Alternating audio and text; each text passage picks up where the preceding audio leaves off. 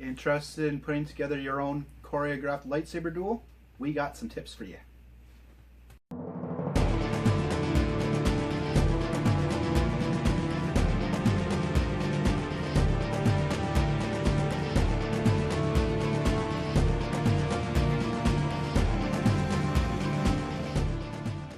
So today we're going to do some tips for you on how to put together your own lightsaber choreographed duel.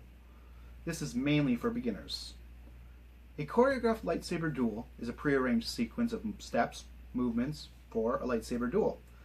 In other words, you want to practice with someone and then you want to show it off to others. You really don't need much for this. 2 people, 2 lightsabers, a camera, and a place to practice. A camera is pretty good for recording the duel to see if it looks pretty awesome and to see if you need some improvements. So let's get to it. So, do you fight for the light or do you avenge for the dark? This is your time to choose. Knowing who's going to be on the light side and who will be on the dark side in the duel will really help set the pace for this duel. The dark side seems mostly aggressive, while the light side is usually more reserved, or at least at the beginning.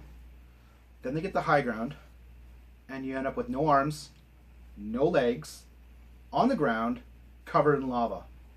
You don't want that, trust me. Your stance will say a lot about your fighting style. High guard, mid guard, low guard. Using the proper stance will give off the vibe you want, like an aggressive stance or a defensive stance.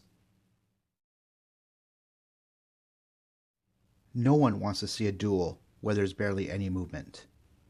Don't just bring your arms in with your saber, move your whole body also. Circle each other at the very least to make sure the duel looks really exciting. Your range to your opponent will matter a lot, so be mindful of this. Out of range means even with a step forward, you cannot hit your opponent. This is where some good banter will happen. Also, this is a great time for you to take a break in the duel. The duel will be exhausting if it's an extended duel, so take the 2 or 3 seconds to catch your breath. At range. At range means that if you could take a step forward, you can touch your opponent with the tip of your blade. This is where some saber tricking will happen. More banter and mocking is good at this range also. This is also the time where you can take swings to keep your opponent at bay. In range. This means that while you're standing in one spot, you can touch your opponent with the tip of your blade. This is where most of your attacking and defending will take place. Footwork will really matter here.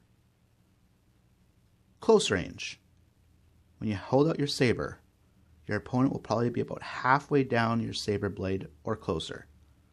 This is where punches, kicks, and saber clashes will happen. Banter could happen during your saber clashes also. On average, try to have about 6 combos followed by a break. Here's an example. The break is necessary to catch your breath, especially if the duel is longer. This is also a good time to add dialogue to your duel. Make sure your duel flows and it's not forced. As you practice more, all the moves will look natural and will flow visually. At first, you may only be blocking incoming attacks, but you can also do counterattacks.